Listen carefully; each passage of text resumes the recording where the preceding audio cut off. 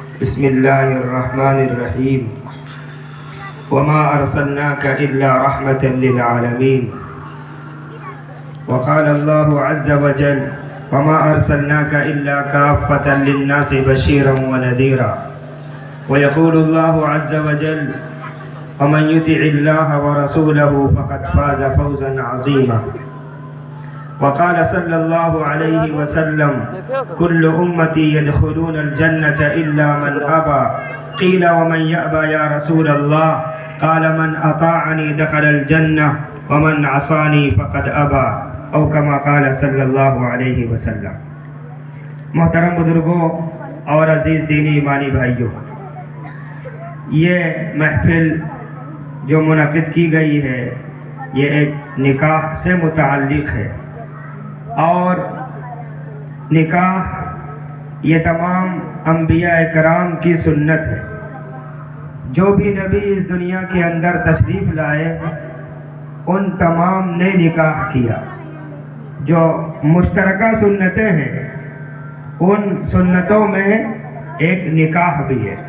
کہ جو سارے کے سارے انبیاء کی شریعت میں اور سارے کے سارے انبیاء کے دین میں یہ مشترک ہے نکاح کا کرنا۔ اور ہم سب کے آقا تاجدار بطحا محمد الرسول اللہ صلی اللہ علیہ وسلم نے دنیا کے اندر جب کوئی پیدا ہوتا ہے، اس دنیا میں آتا ہے اور یہاں سے چلا جاتا ہے، یعنی موت اس کے واقع ہوتی ہے، زندگی کا جب سے آغاز ہوتا ہے اس وقت سے لے کر جب وہ قبر کے گڈھے تک پہنچتا ہے، وہاں تک کوئی ایسا شعبہ زندگی کا نہیں چھوڑا جس میں آپ صلی اللہ علیہ وسلم نے ہماری رہبری اور رہنمائی نہ فرمائی۔ تو نکاح جو تمام انبیاء کرام کی سنت ہے اور تمام انبیاء کرام نے نکاح فرمایا ہے، اور اس کے تعلق سے بہت ساری تعلیمات ہمیں ملتی ہے۔ آپ صلی اللہ علیہ وسلم نے کس طریقے سے نکاح فرمائے، اور آپ سے جو قبل انبیاء گزرے انہوں نے نکاح کیسے فرمائے، اور پھر آپ کے بعد صحابہ کرام نے کیسے نکاح فرمائے، یہ ساری کی ساری تعلیمات ہمیں احادیث مبارکہ کے اندر ملتی ہے۔ سب سے پہلے اللہ کے نبی صلی اللہ علیہ وسلم نے یہ بات ارشاد فرمائی کہ نکاح کرو۔ اگر تمہارے اندر نکاح کرنے کی طاقت نہیں ہے تو فرمایا کہ پھر روزہ رکھو، اس سے تمہاری حفاظت، تمہارے دین کی بھی حفاظت اور تمہارے جسم اور تمہاری صحت کی بھی حفاظت ہوگی۔ ایسے ہی شادی کے تعلق سے اللہ کے نبی صلی اللہ علیہ وسلم نے ہمیں تعلیم دی کہ تزوجوا الولود الودود فإنی مکاثر بکم الامم، کہ تم نکاح کرو ایسے خاندانوں میں اور ایسے گھرانوں میں جہاں کی عورتیں محبت کرنے والی ہوں اور جن کے خاندان کے اندر بڑھوتری ہوتی ہو، جن کے خاندان بڑے ہوں، یعنی جہاں سے اولاد کا سلسلہ زیادہ جاری ہوتا ہو۔ فرمایا کہ ایسے گھروں سے شادی کرو۔ تزوجوا الولود الولود فإنی مکاثر بکم الامم، فرمایا کہ تو یہ جو امت ہے جب یہ زیادہ ہوگی تو اس کے ذریعے سے میں قیامت کے دن تمام دوسری امتوں پر فخر کروں گا۔ اس لیے کہ قیامت کے دن جب سارے کے سارے انبیاء اور سارے کے سارے لوگ حاضر ہوں گے تو سارے لوگوں کی صفیں ہوگی، اور آپ صلی اللہ علیہ وسلم کی جو امت ہے یہ سب سے زیادہ صفوں کے اعتبار سے ہوگی۔ تو ایک یہ تعلیم ہمیں اللہ کے نبی نے فرمائی، اور ایک اللہ کے نبی صلی اللہ علیہ وسلم نے ہمیں یہ بھی تعلیم دی کہ اعظم النکاح برکۃ ایسرها مؤونۃ، کہ اعظم النکاح برکۃ، کہ سب سے زیادہ برکت والا نکاح کون سا ہے؟ فرمایا کہ جس کے اندر زیادہ جھمیلا اور زیادہ اخراجات اور فضول خرچیاں نہ. فرمایا کہ وہ نکاح برکت والا. یہ ہمارے نبی صلی اللہ علیہ وسلم نے تعلیمات عطا فرمائی. اس کے علاوہ بھی بے شمار تعلیمات ہیں، اور ہم دیکھیں کہ اللہ کے نبی صلی اللہ علیہ وسلم نے نکاح کیسے فرمایا، خود اپنے اور اپنی اولاد کے، یعنی اپنی جو چاروں بیٹیاں تھیں ان کے نکاح کیسے فرمائے، اور آپ کے زمانے میں صحابہ کرام نے کیسے نکاح فرمائے. ان چیزوں کو، شریعت کی چیزوں کو، دین کی چیزوں کو احادیث کی کتابوں کے اندر محفوظ کیا گیا ہے. اگر مسئلہ یہ ہے کہ قرآن پاک نے ہمیں اس بات کا پابند کیا ہے کہ دنیا کا کوئی بھی کام مسلمان کہتے ہی اس کو ہے جو اپنے پاک نبی صلی اللہ علیہ وسلم کے احکام کو اور آپ کی شریعت کو اگر وہ جانتا ہے تو جان کر اس پر عمل کرے، اور اگر اسے علم نہیں ہے تو اس پر ضروری اور لازم یہ ہے کہ فَاسْأَلُوا أَهْلَ الذِّكْرِ إِن كُنتُمْ لَا تَعْلَمُونَ، کہ تم اہل ذکر سے، جو لوگ علم رکھتے ہیں، اگر کوئی بھی آپ کا کام ہو، چاہے اس کا تعلق شادی بیاہ سے ہو، اور چاہے اس کا تعلق تجارت سے ہو، چاہے اس کا تعلق ملازمت سے ہو، یعنی دنیا کے جو بھی احکام ہیں ان تمام کے تمام میں ہمارے نبی صلی اللہ علیہ وسلم نے ہماری رہبری اور رہنمائی فرمائی ہے. تو کہنے کا مقصود یہ ہے کہ کرنے سے پہلے آدمی رابطہ کرے ان لوگوں سے جن کے پاس علم ہے.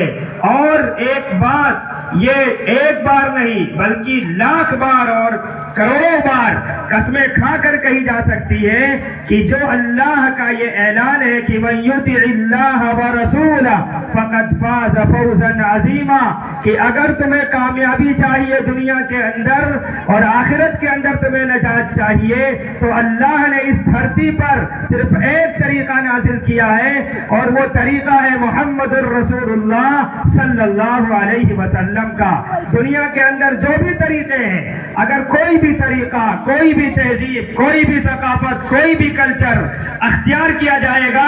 اپنی کامیابی کے لیے، اپنی عزت کے لیے، اپنی سربلندی کے لیے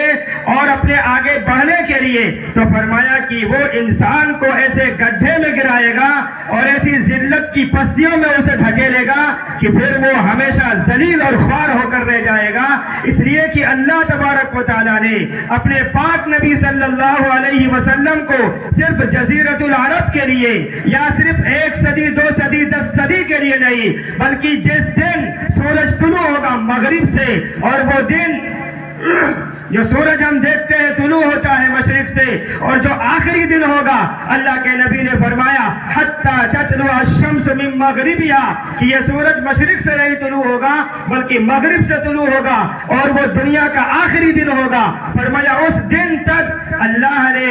اپنے پاک نبی محمد الرسول اللہ کو نبی اور پیغمبر بنا کر بھیجا ہے. اس دن تک جو بھی انسان اس دنیا پر آئے گا اور اس دھرتی پر جنم لے گا، اگر وہ چاہتا ہے کامیابی، اگر وہ چاہتا ہے سکون اور اطمینان کی زندگی، اگر وہ چاہتا ہے عیش اور عشرت کی زندگی دنیا کے اندر بھی اور آخرت کے اندر بھی، تو اس کا ایک طریقہ ہے، وہ طریقہ ہے محمد الرسول اللہ صلی اللہ علیہ وسلم کا. اس کے علاوہ جو بھی طریقے دنیا کے اندر ہیں، جو بھی تہذیبیں ہیں، جو بھی ثقافت ہے، جو بھی کلچر ہے، فرمایا کہ انسان دیکھ رہا ہوگا کہ اس کے اندر عزت ہے، وہ دیکھ رہا ہوگا کہ اس کے اندر ہماری ترقی ہے، وہ دیکھ رہا ہوگا کہ اس کے اندر امن و چین اور سکون ہے، لیکن اللہ اس چین اور سکون کو غارت کر دیں گے بغیر محمد الرسول اللہ صلی اللہ علیہ وسلم کے طریقے کو اختیار کرتے ہوئے. اس لیے اللہ نے قرآن پاک میں یہ اعلان فرمایا قل یا ایھا الناس انی رسول اللہ الیکم جمیعا،